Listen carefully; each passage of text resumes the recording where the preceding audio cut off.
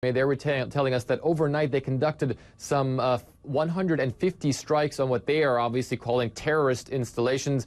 Most of them, they say, were launching sites for medium-range missiles that Hamas was using to shoot into Israel. And I can tell you, I spent the better part of the night, or pretty much all of the night, in Ashkelon, which is only about 8 kilometers away from the border with Israel. And there were warplanes going over that place constantly, and you could actually hear all the explosions, and you could see the flashes as well throughout the entire night. One of the things that we saw very little of, actually, and which has also been confirmed by the Israeli military as well, is that overnight there were fewer rocket launches from Gaza into Israel. It only appears to be a little over a dozen. However, in total, of course, there were a lot more. There were close to 500 rocket launches from Gaza into Israel during the time since this operation has been going on. So overnight, massive bombardments in Gaza, and the Israelis, of course, are saying that they are willing and capable to even step up this operation through further airstrikes, possibly also through a ground offensive in the not all too distant future, Rosemary.